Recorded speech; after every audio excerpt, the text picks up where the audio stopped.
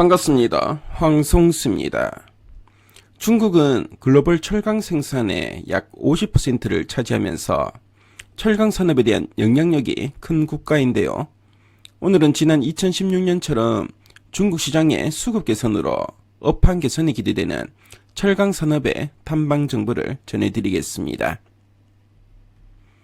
중국 철강 가격이 11월 초를 바닥으로 반등에 성공했지만 동기간 원재료 매입 단가가 더 큰 폭으로 상승하면서 철강사들의 수익성은 오히려 악화되었습니다.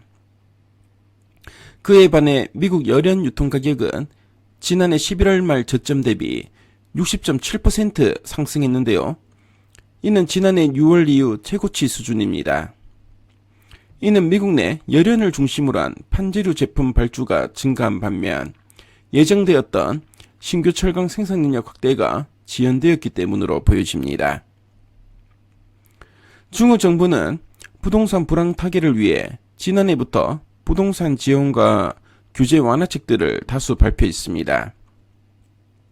최근까지도 가계대출이 부진하고 부동산 실질 금리도 여전히 높은 수준으로 유지되고 있지만 고무적인 점은 올해 들어 중국 부동산 가격이 저점 반등에 성공했고요.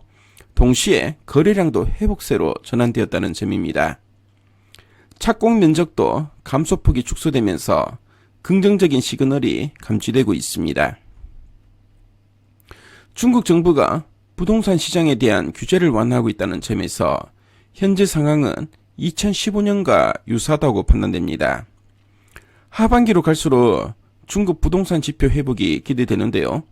다만 2015년처럼 부동산 구매 제한 해제가 전국적으로 시행되지는 않았고 모기지를 비롯한 가계대출이 여전히 부진하기 때문에 회복 강도는 2016년 대비 덜할 것으로 예상됩니다.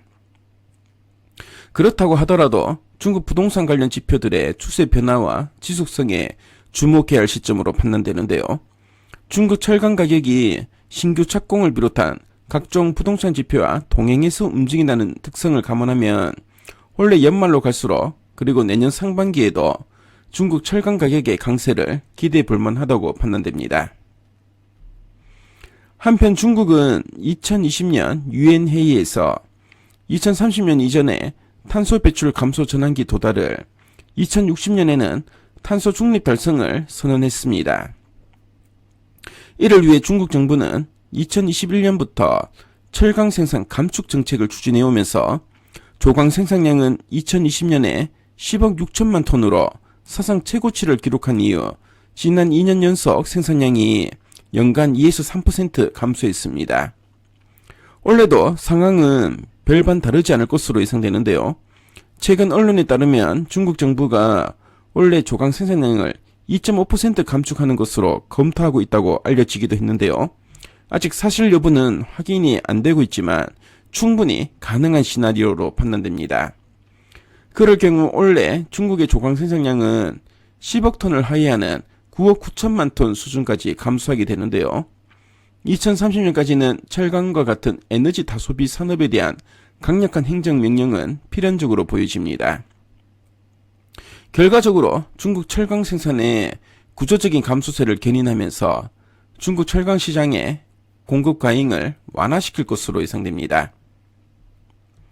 철강 업종에 대한 꾸준한 관심이 필요해 보이는데요.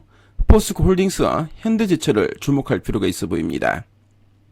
먼저 포스코 홀딩스는 중국 철강 가격 상승 전망에 따른 하반기 영업실적 개선이 전망되는데요. 중장기적으로 리튬을 비롯한 2차전지 사업이 새로운 성장 동력 모멘텀으로 보여집니다. 2분기부터 중국의 인프라 투자용 철강 수요 회복을 시작으로 연말로 갈수록 부동산용 수요 회복과 철강 감산에 따를 중국 철강 수급 개선이 전망되는데요. 또한 올해 4분기 국내 광양 리튬 공장 완공을 시작으로 리튬 사업의 본격화가 예정됐기 때문에 2차전지 사업의 가치가 주가로 서서히 반영될 것으로 기대됩니다.